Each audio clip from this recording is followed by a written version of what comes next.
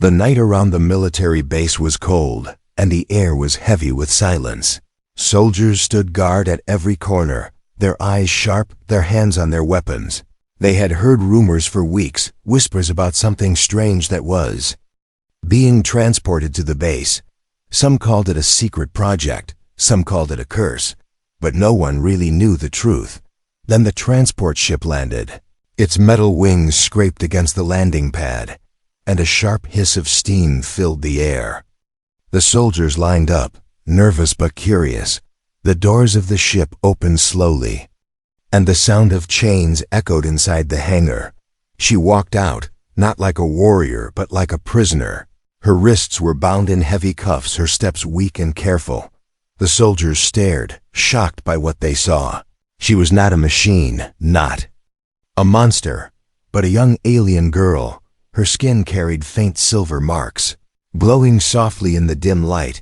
Her eyes, large and bright, looked like they held both pain and secrets. The commander spoke loudly.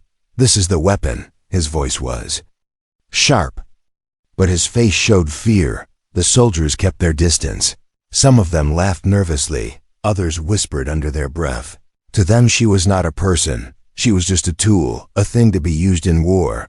But one man did not laugh. His name was Lieutenant Marcus. He stood at the edge of the group, his eyes fixed on her.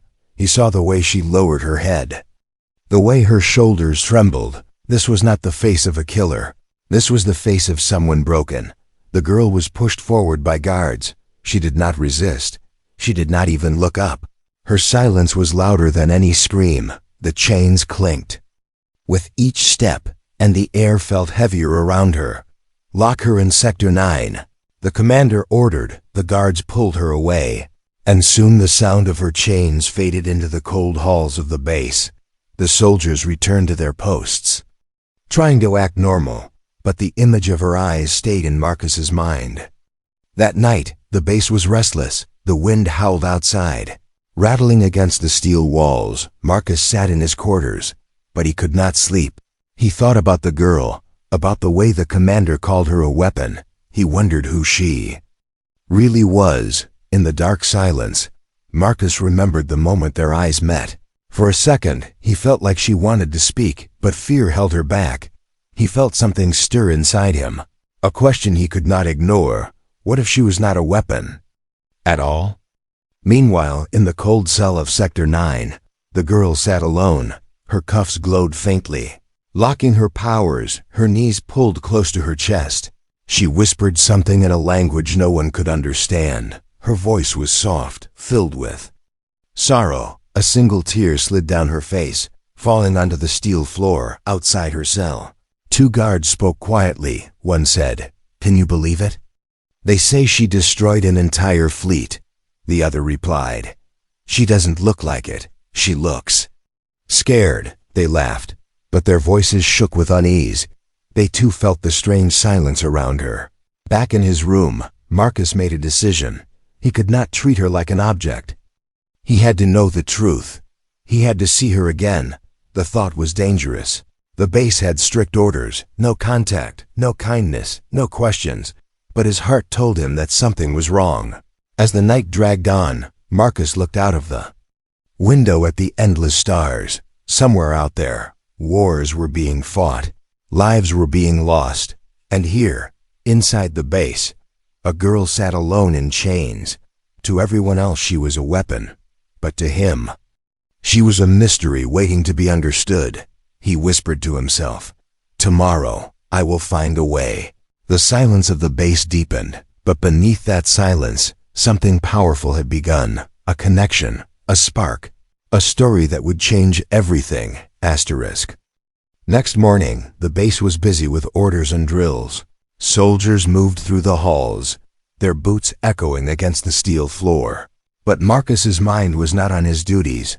His thoughts kept circling back to the girl in Sector 9. She was supposed to be a weapon, yet her eyes told a different story. During lunch, soldiers talked loudly in the mess hall. Some bragged about their training, others whispered about missions. But at one table, a group leaned close. "They say she can burn ships with a thought," one soldier said. Another shook his head. No. No, she can crush a man's heart without even touching him. The others laughed nervously, trying to hide their fear. Marcus sat at the far corner, silent. He didn't believe their words. He had seen the girl's trembling hands. The way she avoided looking at anyone. That was not the face of a killer. It was the face of someone who had suffered too much. Later, when his shift ended, Marcus walked near the restricted sectors. His heart beat faster. He knew he was not allowed there without orders, but his curiosity was stronger than his fear. He stopped at a corner where he could see the entrance to Sector 9. 2 guards stood watch, bored but alert. Through the bars of her cell, Marcus caught a glimpse, the girl. Sat on the cold floor, her knees tucked under her chin. She was drawing shapes in the dust with her fingers. Slow and careful, he leaned forward slightly, watching. The shapes were not random. They looked like stars, patterns of constellations. For a moment, Marcus forgot where he was. He felt like he was staring into another world. She wasn't thinking of war. She was remembering home. Suddenly, the girl raised her head. Her glowing eyes locked on Marcus, his breath caught in his chest. She didn't move, didn't speak, but the silence between them was louder than any word. He felt as if she was asking, "Why are you watching me?" Marcus quickly turned away before the guards noticed. His hands shook. He had been careless, but the image of her drawing stars stayed with him. That night, sleep escaped him again. He lay in his bunk, staring at the ceiling, her eyes haunted him, but not in fear. In his heart, he felt something else, something dangerous. He felt pity, and even worse, he felt hope. The next day, Marcus returned to his duties, but he found excuses to walk past Sector 9. Always careful, always pretending to check the halls. Each time he saw her sitting in silence, her hands always moving, tracing stars, drawing circles, sometimes even shapes that looked like wings. One afternoon, the guards stepped away for a smoke break. Marcus felt his chance. He took a slow step forward, then another, his pulse hammered in his ears. When he reached the bars, the girl looked up at him again. For a moment, neither spoke. He swallowed hard and whispered, "Why do you draw the stars?" The girl tilted her head slightly, as if confused. Then she whispered back, her voice weak but clear, "Because I cannot see them anymore." Marcus froze. Her words were soft, yet they cut deep. She wasn't drawing for power. She was drawing to remember the skies she once lived under, the world she once knew. Before he could answer, footsteps echoed down the hall. The guards were returning. Marcus quickly stepped back, pretending to check a panel on the wall. His heart raced, but his chest felt lighter. For the first time she had spoken. That night, Marcus sat at his desk, writing in his private logbook. He wrote down her words, "Because I cannot see them anymore." He read them again and again. His chest tightened. She wasn't a weapon. She was someone lost in chains. The next few days, Marcus grew bolder. He timed his walks near Sector 9, waiting for moments when no one paid attention. Sometimes he left a small piece of bread where she could reach it. Sometimes he whispered short words. And slowly, she whispered back. She told him her name, Arya. Her voice shook when she said it, as if she hadn't spoken her own name in years. Marcus repeated it softly like a secret. He knew if the commander discovered this, he would face punishment, but he could not stop now. The spark had already started. One evening, Marcus asked, "Why do they call you a weapon?" Arya's eyes grew darker. She lowered her head, silent for a long time. Finally she whispered, "Because they made me one." Marcus felt the world around him go still. He wanted to ask more, but fear filled her eyes. He didn't push her. Not yet. Instead, he nodded and said quietly, "You're not a weapon to me." For the first time, Arya's lips curved into the smallest smile, faint but real. It lasted only a second before she hid it. But Marcus saw it, and in that moment, he knew the fire of truth was burning, small but unstoppable. The first spark had been lit, and nothing could put it out. The days passed slowly inside the base, yet Marcus felt time racing. Every night he thought of Arya, the girl everyone called a weapon. He could no longer see her as the others did. She was fragile, broken, yet holding something deep inside that. He needed to understand. One evening, Marcus entered the records room. It was a quiet place filled with glowing screens and stacks of digital files. Only officers were allowed there, and he had clearance for patrol reports. But tonight, he wasn't here for duty. His hands trembled as he typed a code into the terminal. He searched her name, Arya. At first, the system refused. Access denied. Marcus glanced around, the room empty. He entered his override key, and at last, the files unlocked. His eyes scanned the words on the screen. Subject 17A. Designation, weapon. His stomach turned. The file explained that she was taken from her homeworld as a child. Scientists ran cruel experiments.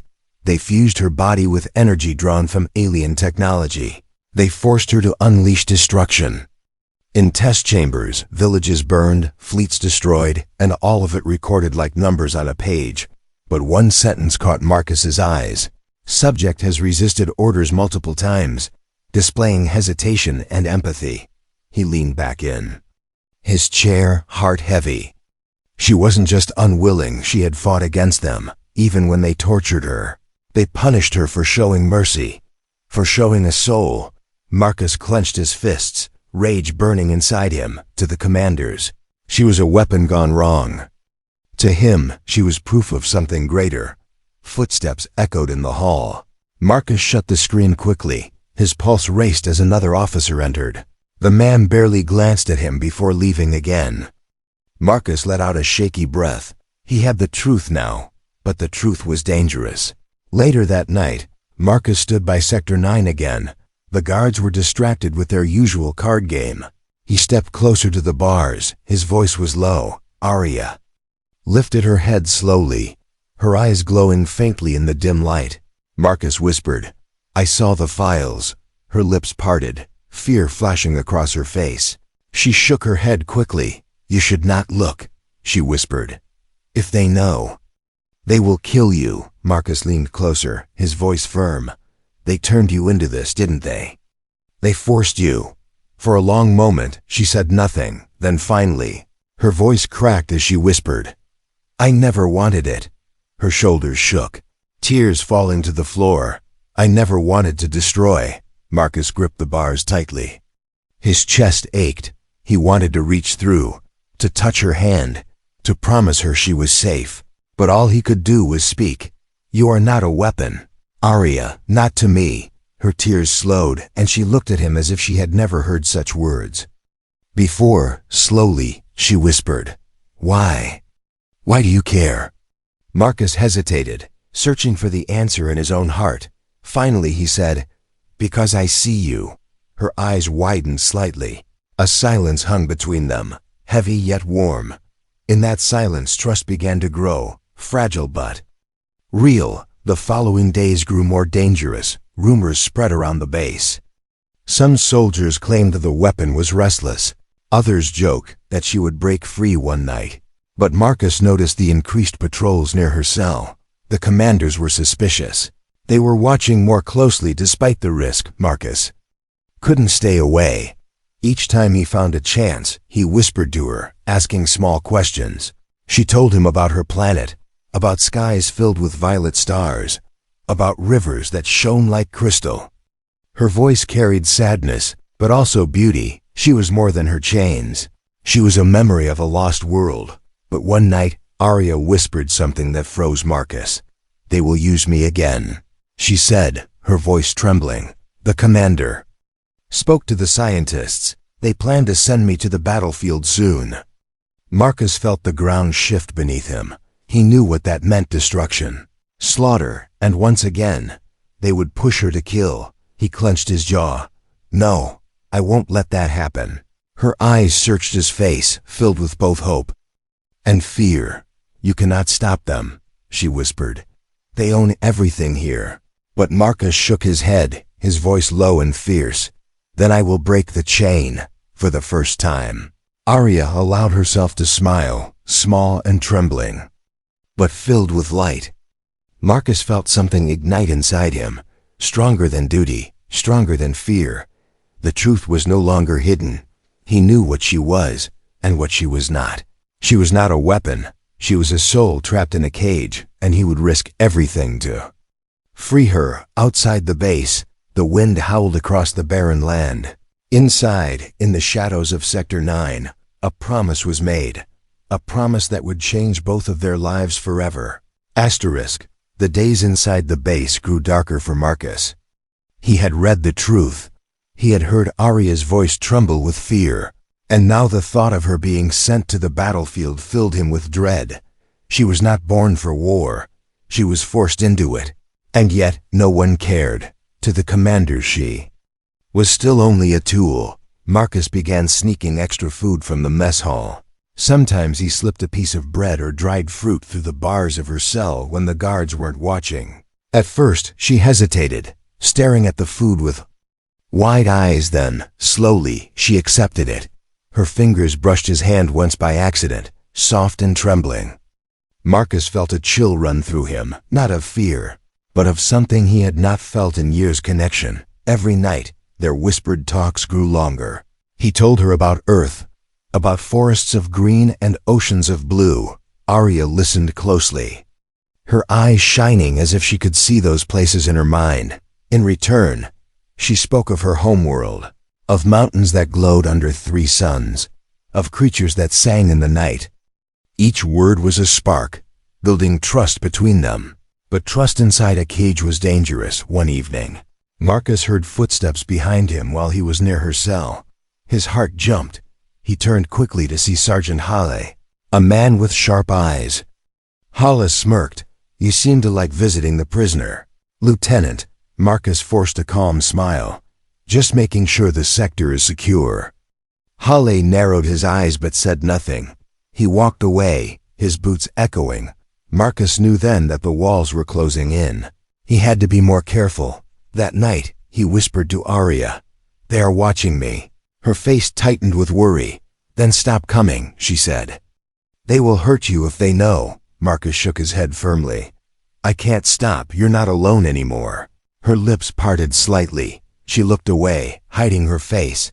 But Marcus caught the faintest shimmer of tears in her eyes. As the days passed, Marcus noticed small changes in her. The way she sat straighter, the way her eyes no longer stayed on the floor. She began to whisper longer sentences, sometimes even questions. "Do humans always fight wars? Do you have a family?" One night Marcus answered quietly, "I had a brother." His voice grew heavy. "He died in the last war." Arya's eyes softened. She whispered, "I am sorry." It was the first time anyone had spoken those words to him since his brother's death. He felt something in his chest loosen. The bond between them was no longer just pity, it was shared pain. But danger crept closer. Rumors spread through the base. Soldiers joked that Marcus spent too much time in restricted areas. The commander grew suspicious. Orders were given to double-check guard rotations. The air was thick with tension. One afternoon, Marcus was summoned to the commander's office. The room was cold, filled with maps and glowing screens. The commander's eyes were sharp. "Lieutenant Marcus," he said slowly, "you have been near Sector 9 often." Marcus kept his face calm. "Yes, sir. It is part of my patrol route." Commander leaned forward. "Remember your duty. That thing is not your friend. It is a weapon. If you forget that, you will pay the price." Marcus saluted and left. But his heart pounded. The warning was clear. They were watching him. That night, Marcus told Arya what happened. Her face went pale. "I told you," she whispered. "They will destroy you if they find out." Marcus stepped closer to the bars. His voice was steady. "Then let them. I will not turn away from you." For the first time, Arya reached her hand through the bars. Her fingers touched his, trembling but real. Marcus closed his hand gently around hers. The metal cuffs glowed faintly, but her touch was warm. They stayed like that for a moment, silent, 2 souls holding onto something fragile in the middle of steel and chains. But the world outside their silence was not blind. Sergeant Halle returned later, watching from the shadows. His eyes narrowed as he saw the faint movement. He said nothing then, but his smirk told the truth. He had seen enough. The bond was no longer hidden. It was a fire that others would try to smother. As Marcus walked back to his quarters that night, he felt the weight of the risk, but he also felt stronger. The bond he had with Arya was dangerous, yes, but it was also real, and real things were worth fighting for. Arya sat alone in her cell, but for the first time since her capture, she didn't feel truly alone. She traced a star in the dust again. But this time, she added another shape beside it, two small lights close together. In the silence of Sector 9, a dangerous bond had been formed, and soon it would be tested. The tension in the base grew heavier with each passing day. The soldiers still laughed and joked, but Marcus could feel the shift in their eyes. Some stared at him longer than before, others whispered when he walked past. He knew his secret visits to Sector 9 would not remain hidden forever. Inside her cell, Arya sensed it too. Her glowing eyes seemed sharper, always watching the guards, always listening to their footsteps.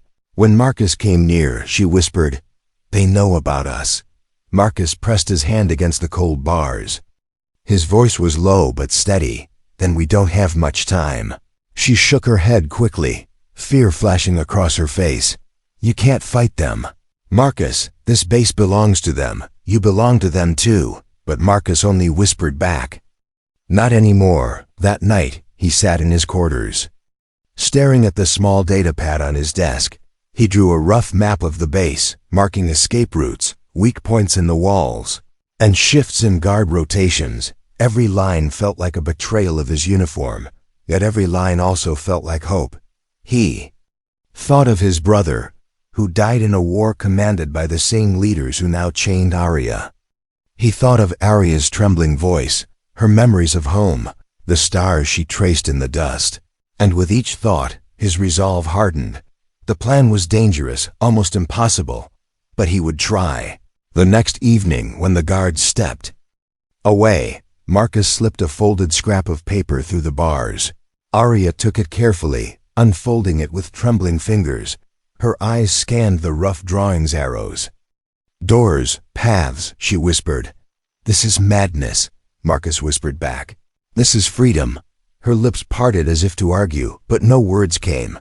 She clutched the paper tightly, then hid it beneath the thin blanket on her cot. The days that followed were filled with secrets. Marcus gathered supplies in small ways. A stolen key card, a ration bar tucked in his pocket, a piece of wire from the maintenance deck. Each item was a step toward escape, each step heavier with risk. Arya grew restless. She wanted to believe, but fear wrapped around her heart. "What if they catch us?" she asked one night. "What if they kill you?"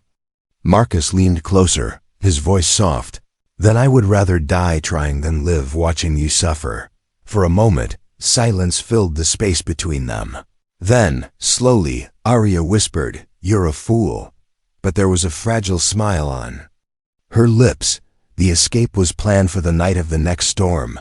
Storms were rare on the barren planet, but when they came, lightning shook the skies and winds howled so loudly that even alarms were hard to hear. It was the only cover they could hope for. When the night arrived, the storm rolled across the horizon. Lightning lit up the sky, thunder shaking the ground beneath the base. Soldiers complained as the wind rattled the walls. Marcus saw his chance. He approached Sector 9 during the guard rotation. Sergeant Hale's voice still echoed in his memory, sharp and suspicious. But tonight Holly was not on duty. Marcus's heart pounded with relief. He unlocked the outer gate with the stolen card. The door slid open with a hiss. Arya stood inside, her chains still glowing. Her eyes widened when she saw him.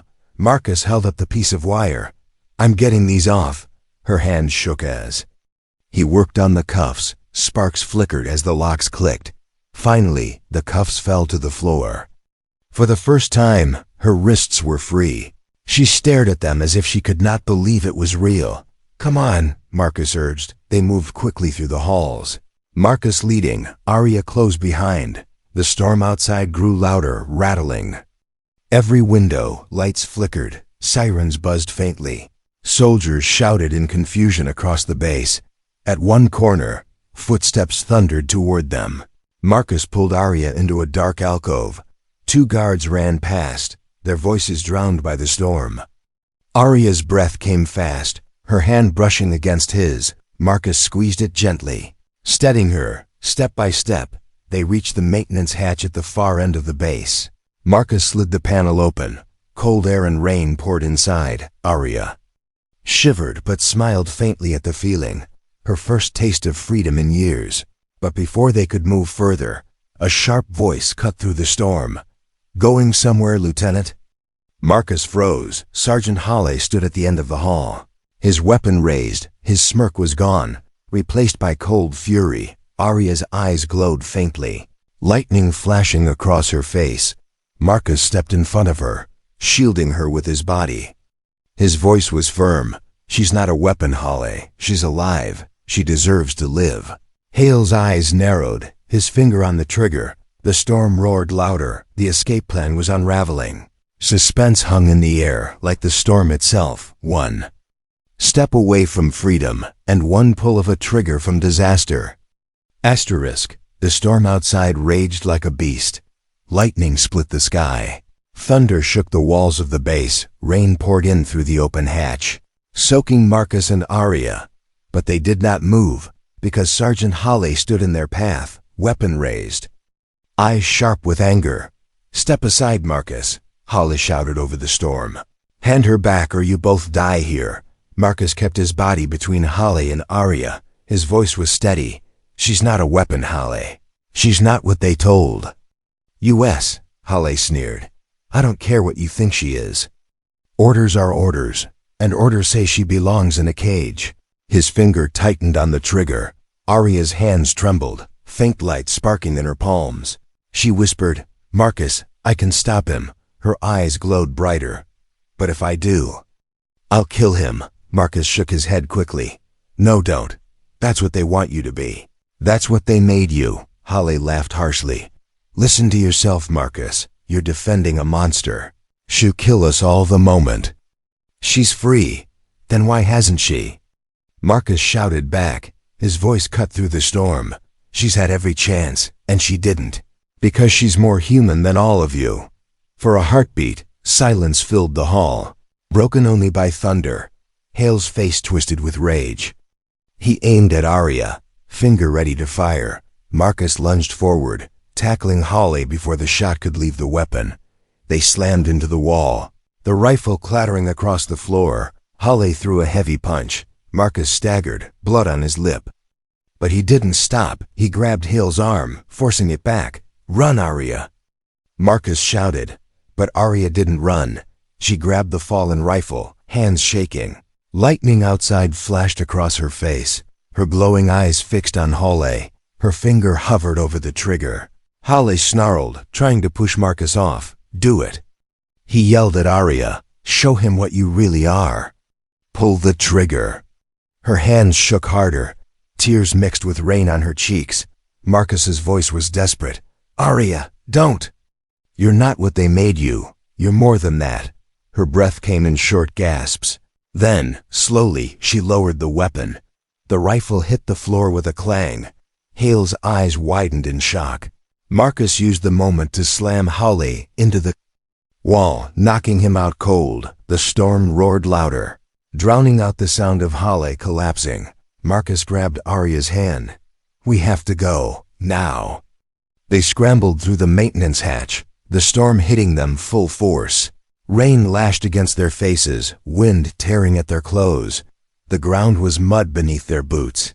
But it was freedom behind them. Alarms blared, red lights flashed across the base, sirens howled. Soldiers poured into the halls, shouting orders. The escape had been discovered, over there. Voices cried through the storm. Bolts of energy fire streaked through the night, burning into the mud. Marcus pulled Arya toward the rocky cliffs beyond the base. "This way." They ran through the storm, lightning lighting their path. Soldiers followed, their shouts and weapons cutting through the chaos.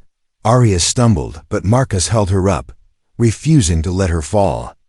At the edge of the cliffs, they stopped. The ground dropped steeply into a raging river below. The storm made the waters violent, black waves crashing against jagged rocks. Behind them, soldiers closed in, weapons aimed.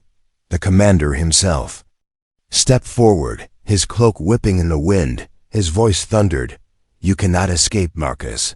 Step away from the weapon, and I might spare your life." Marcus stood tall, rain streaming down his face. "She's not a weapon," he said, voice steady despite the storm. "She's someone worth saving." The commander raised his hand. "Then you'll die with her." Energy bolts ripped through the air. Arya gasped, her hands lit with brilliant light. Marcus looked at her, fear in his eyes. "Don't kill them," he whispered. "Find another way." Her power surged. Lightning from the storm itself seemed to answer her. A shield of glowing energy burst outward, blocking the soldiers' fire. The storm bent to her will, wind circling them like a wall. The soldiers stumbled back in shock, shouting. The commander's face twisted in rage. "You see, she is a weapon." But Marcus shook his head. "No, she's alive and she's choosing not to destroy you." Arya's voice trembled, but strong enough to be heard over the storm. "I will not be your monster." With a cry, she unleashed a blast of light, not toward the soldiers, but at the cliffside. The rocks cracked and crumbled, the ground shaking. The edge gave way beneath her and Marcus together. They fell into the raging river below. Soldiers shouted in shock. The commander screamed orders, but it was too late. The storm swallowed them whole. The current pulled them under, darkness surrounding them. Marcus held tight to Arya's hand, refusing to let go. He didn't know where the river would take them, or if they would even survive. But one thing was certain, they had broken free. The river roared like a beast as Marcus and Arya were swept away. The storm above raged, lightning splitting the sky.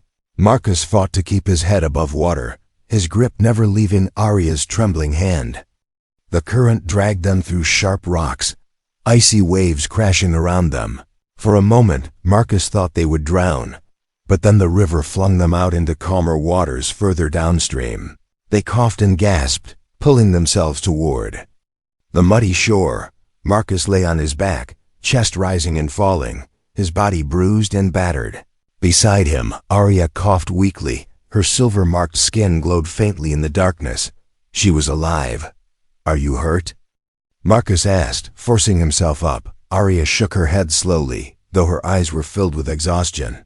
"No. I am fine," she whispered. "But we are not safe." She was right. The alarms of the base still echoed faintly in the distance. The commander would not stop hunting them. To him, Marcus was a traitor and Arya was still property. Marcus stood shakily, offering his hand to her. "Then we keep moving," he said, determination in his voice. They stumbled through the storm, toward the rocky hills. Every step was heavy, but every step was freedom. The rain washed away the chains that had once bound her, and for the first time Arya's hands were truly her own. By dawn, the storm had passed. The sky was pale with early light. Marcus and Arya rested in a cave carved into the cliffs. The sound of dripping water echoed in the silence. Arya sat quietly, her knees drawn to her chest. Marcus watched her, noticing how the glow in her skin dimmed and brightened like a heartbeat. At last she whispered, "Why did you do this?" Marcus frowned. "Do what?" She lifted her head, eyes filled with confusion and something deeper. "Risk everything." "For me," Marcus hesitated, then said softly, "Because I saw you, Arya, not the weapon they wanted, not the monster they whispered about, just you." Her lips trembled, she lowered her gaze. "No one has ever seen me like that." Marcus moved closer, his voice steady. "Then let me be the first, and not the last." For the first time, Arya smiled without fear. It was small and fragile, but it was real. But peace could not last long. By midday, they heard the distant rumble of engines. The commander's soldiers were sweeping the valley, searching for them. Marcus clenched his fists. "They won't stop until they have you." Arya's voice grew firm. Then I must make them stop. Marcus shook his head quickly. No, they'll twist your power. They'll say you're proving them right. You're not a weapon, Arya. Don't let them win by turning you into what they want.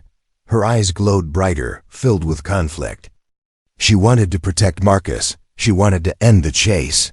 But she also remembered his words, "You're not a weapon." When the soldiers finally found them at the edge of the valley, Marcus and Arya stood side by side, dozens of rifles pointed at them. The commander stepped forward, his voice booming. "This ends now. Hand her over, Marcus. She belongs to us." Marcus stood tall, placing himself in front of Arya. "She doesn't belong to anyone." The commander sneered. "You are a fool, Lieutenant. She will bring nothing but destruction. Look at her." "She's dangerous." Marcus's voice rose, steady and clear. "No, you're dangerous because you see her as a tool. She has a soul, and I will not let you break it." The soldiers hesitated, their grips on their weapons uncertain. Some looked at Arya and saw not a monster, but a frightened girl standing in the open sun. The commander raised his weapon himself. "If you will not give her up, then you both die." Arya stepped forward, her hands glowing with blinding light. Marcus turned to her quickly, fear in his eyes. "Arya, don't." She looked at him, her voice soft but filled with strength. "I will not kill them, Marcus, but I will show them." Her light expanded outward, not as a weapon, but as a shield.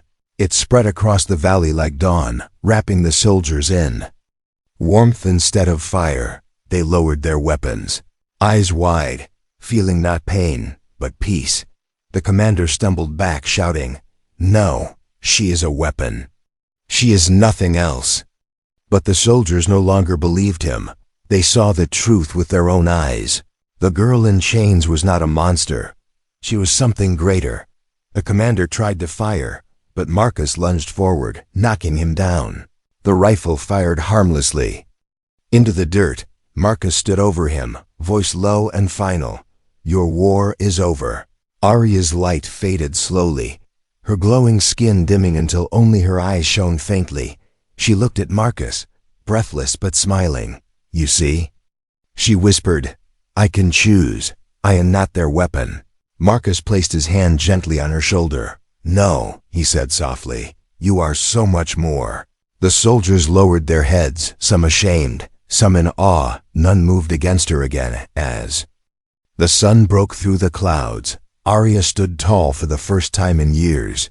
No chains, no fear, no commands, just herself. And beside her, Marcus knew the truth. To them she had been a weapon, but to him she was a soul worth saving.